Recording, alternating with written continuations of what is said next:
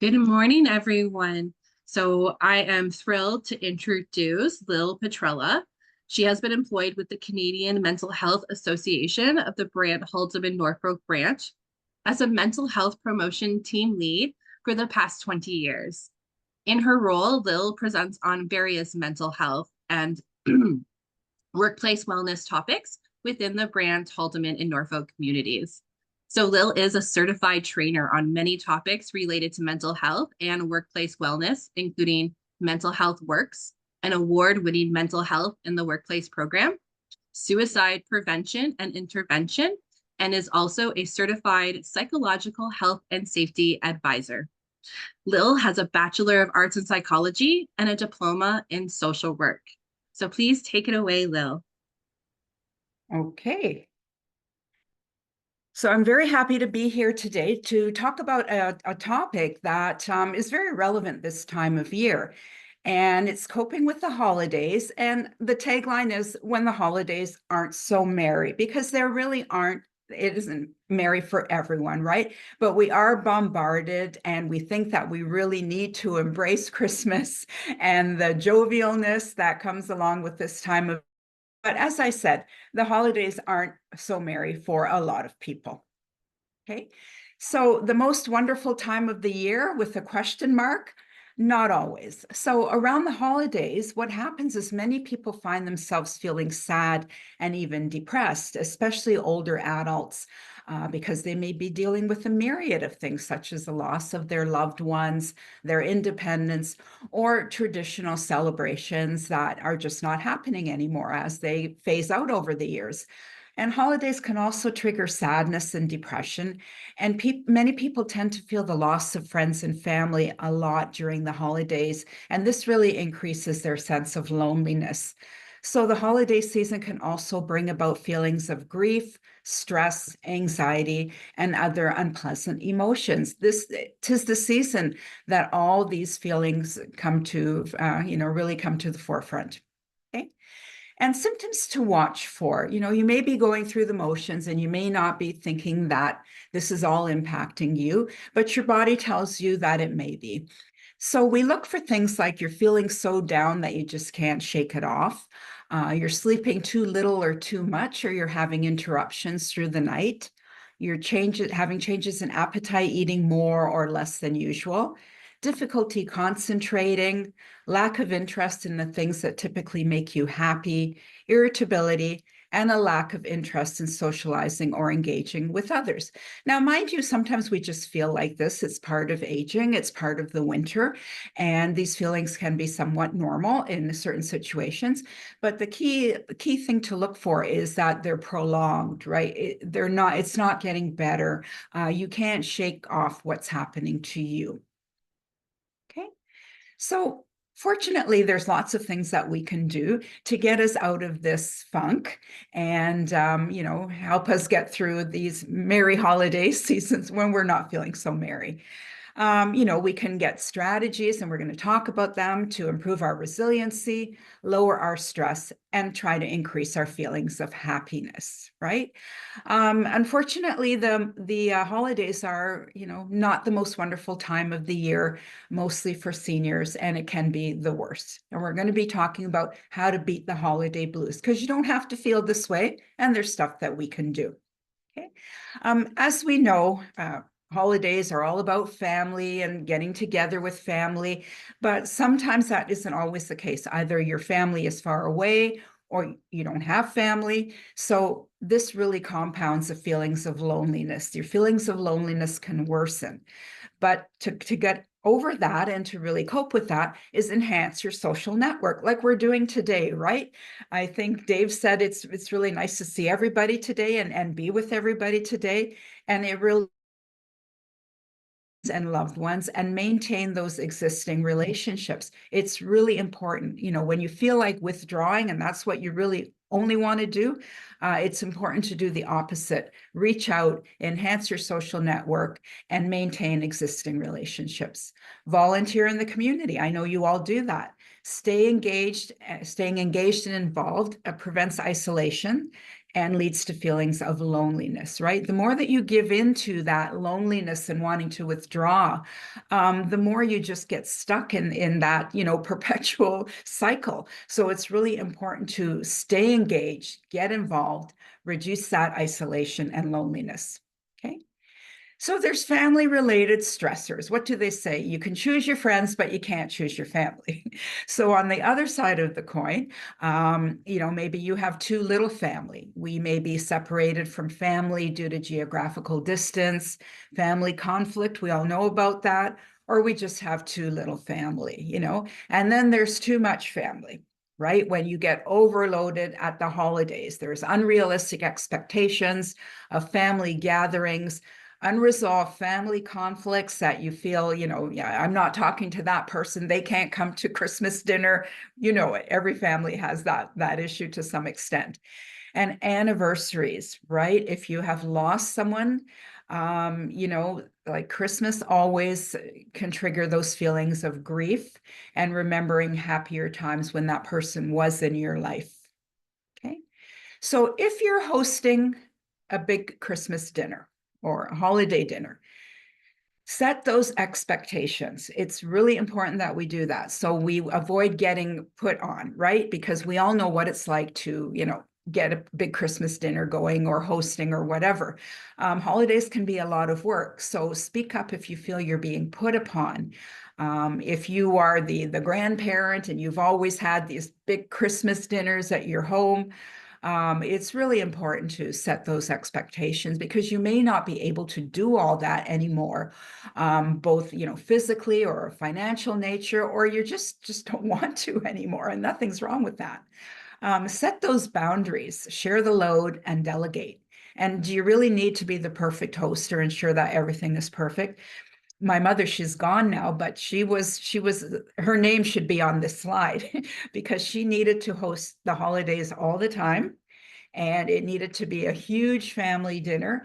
And she was exhausted for a long time afterwards. And we would tell her, Mom, you don't have to do this, but she wanted to. So, really just remember that if you can't do it, you don't have to do it, and give only what you can. Simplify the tradition and avoid overdoing it. Do you really need a 10-course meal? Can we just have like a normal dinner? So if you are hosting and it still is your responsibility to host, set those expectations and boundaries so it just doesn't take a lot out of you and it becomes more of a chore than something pleasant. Okay. As a guest, okay, that's another thing. Sometimes we get invited to events that are, frankly, is an obligation, but you need to put in the time. And so limit the time that you're going to be there if necessary. Just say, I can only stay for a little while because I have to be here. Don't be afraid to do that. Avoid sensitive topics that might set off a family feud. So we don't talk about politics. We don't talk about religion or other things that or family members that have wronged you or that you're upset with.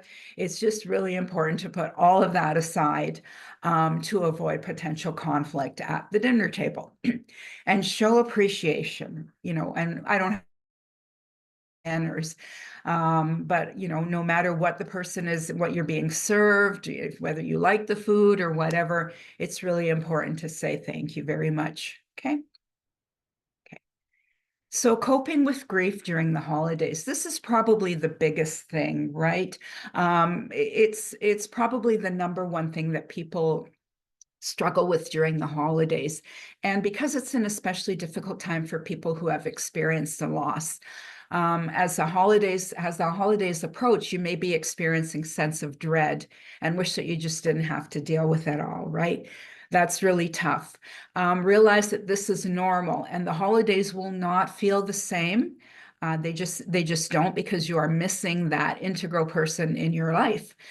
So keep your plans flexible and as simple as possible and choose what works best for you. Don't be afraid to say no. There's nothing that really ties us to an obligation, right? Choose what works best for you and make time for self-care, right? The holidays are a very chaotic time, and we kind of forget that we need to take care of ourselves. But self-care is very, very important. It helps us get through difficult times. And honor your loved one's memory. Sometimes we just don't, right? We just say, well, maybe we visit the cemetery or something like that. But it's really important to remember the loved one in any tradition that your family adopts. Excuse me. Gift giving and financial stress. This is probably my second thing that I find the most stressful. I hate crowds and lineups. Traffic is ridiculous. The pressure to select the right gift. You're on a limited budget and you fear that you overspend. And bottom line, you have limited energy and motivation to deal with it all. Okay. So this is what we can do to ease some of that gift-giving financial stressor thing that comes along with the holidays. If you're comfortable, shop online to avoid crowds and lineups. Not everyone's comfortable with that, but I can tell you it really avoids going into the malls or other stores and struggling with rude people, people that are in a hurry, crowds, and it's all that. It really makes your life easier. Make a gift or give homemade baked goods, right? I think that's what we're doing as a family this year, where we're doing cookie exchange, right? Remember that you don't have to buy for everyone. We all think that we have to get gifts for everyone. We really don't. And people need to understand that maybe homemade baked goods are just as wonderful as the gift that you go out and buy at the mall, that perhaps they don't even like anyway. I don't mean to be cynical, but we all have given those gifts to people that you can tell really wasn't their cup of tea. Create a budget and stick to it. And shop at the dollar store. It's not being cheap. Do you know how many great things I found at the dollar store? Things for decorating the house and Christmas decorations, and just little odds and ends that are stocking stuffers. Seasonal affective disorder is another thing that we're dealing with during the holidays. So it's compounded. So seasonal affective disorder, otherwise known as SAD, is a type of winter depression that's brought on by reduced daylight during the winter months. And some of the symptoms include low levels of energy, depressed mood, and difficulty sleeping. One good thing about seasonal affective disorder is that the symptoms do decrease as the days start getting longer and we're exposed to more daylight. So this is really a temporary feeling. Seasonal affective disorder is more than the winter blues. Some people love winter, others do not. But just know that if you are experiencing symptoms of seasonal affective disorder, they will lift in the spring when the days start to get a little longer. Okay. So some things that we can do to reduce the effects of SAD. When you have seasonal affective disorder or a winter depression, everything that you're supposed to do, we tend to gravitate towards doing the opposite of that, which kind of perpetuates the symptoms and really makes it more difficult to get out of that sadness. So here's some tips that we can do. Do some form of exercise daily. Do what you can. Walking is amazing exercise. You can go to the Gretzky Center. I don't know what other places have an indoor track if you don't like the cold or worried about slipping on the ice. Eat a nutritious diet, and that really, you don't have to spend a lot of money. We all know that nutritious is not cookies and chips, right? So try to keep our vegetables and our protein in a balance, and eating well makes us feel better for sure. Maintain those healthy routines. A routine is all what it's about. If you don't have a routine or a schedule, you will just stay in the house and really won't do much of anything except just feel sad. So it's really important that you maintain a healthy routine. Continue doing what you would do when the days are nicer, when the weather's nicer, and try to get out as often as you can. Even if it's cold, but if the sun's out, just try to get out and bundle up and get that fresh air. If the weather is really bad, if there's like freezing rain or a lot of snow or the roads are impassable, sit near a window with a good book that gets a lot of light, and you're absorbing that vitamin D, that sunlight that we need to really, improve our mood during the winter months. Consider purchasing a SAD lamp or SAD light bulbs. SAD lamps can be a little pricey, but you can get those SAD light bulbs, replace them with the current lamps, light bulbs that you have in your lamps. And there you go. You have mimicking the sun's rays, during the winter. And prioritize your social life. We don't feel like going out when it's dark at 4 or cold, but prioritize your social life. Connect with your friends, get out and continue doing things. And again, get enough sunlight exposure, because the reason for SAD is our reduction of sunlight during the winter months. Okay. And self-care, right? Self-care is not selfish. We tell people that. Self-care is something that you absolutely need to do for yourself to feel healthy and mentally well.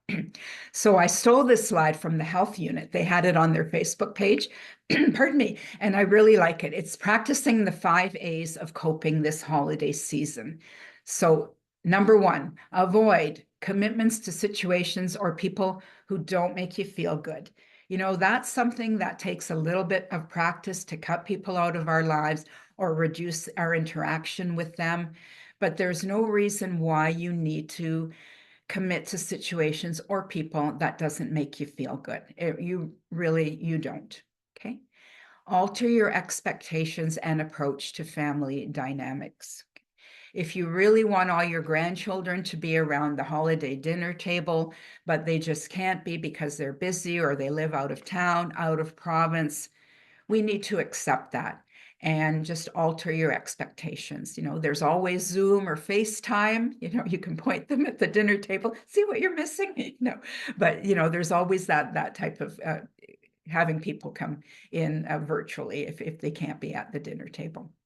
Adapt to changing plans, because plans may change and will change, and prioritize self-care. Okay. Not only do self-care, but make it a priority every day for you, and accept what you can't control. It is what it is. It really is.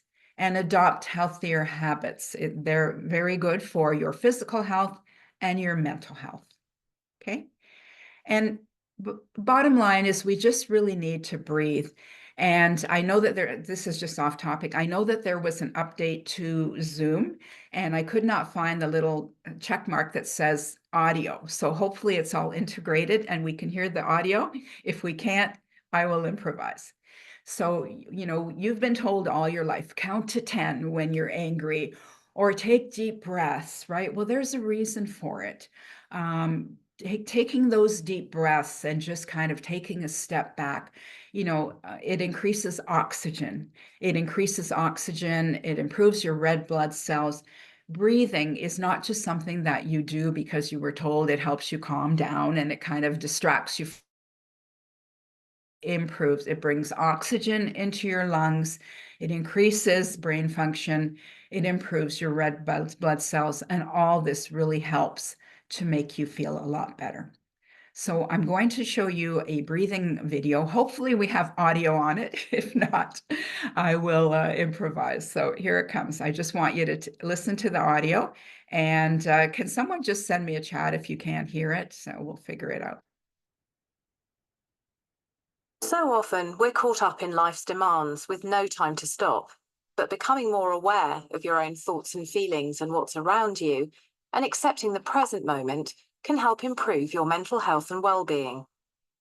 Doing this affects both the mental and the physical you. Some people call this being more mindful. Focusing on the present means paying attention to your thoughts and feelings right here, right now. Breathing exercises are a great way to focus on the present and be more mindful. Doing this can also help when you're feeling stressed or anxious.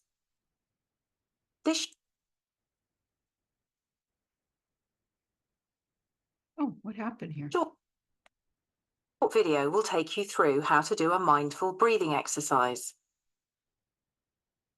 Firstly, settle into a natural, comfortable position.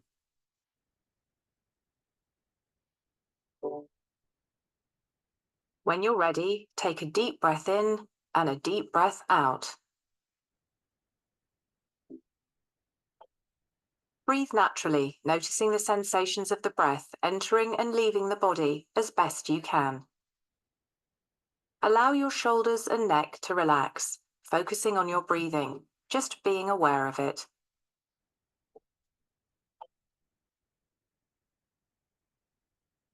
Focus on how your body feels.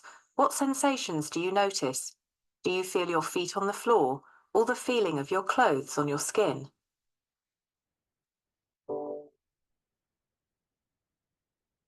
Take this time to pay close attention to physical sensations, from the top of your head right down to your toes. Notice what you're thinking about right now and how you're feeling. Just take the time to notice your thoughts and feelings without judgment and without trying to change them.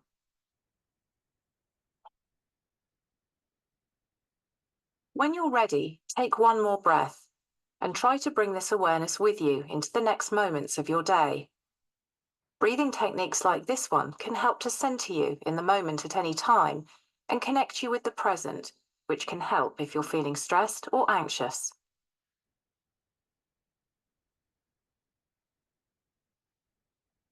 Okay. So I want to leave you with some words of wisdom. Hopefully you were able to hear that. It did say Lil Petrella Talkings on my little screen here. So I'd like to leave you with this. Your holidays may look different, either because your family is far away, because of loss, or just because traditions are changed, but they can still be meaningful, right? Even if the holidays aren't what they used to be or how you'd like them to be, it's really important to hold those memories close, but try to embrace new ways and celebrate. And most importantly, be kind to yourself. Christmas only comes once a year, and before you know it, it will all be over and we will be back to our regular routines. But it's really important to make the best of it and try to get through the season. And I want to wish you all a happy holidays and Merry Christmas. Okay.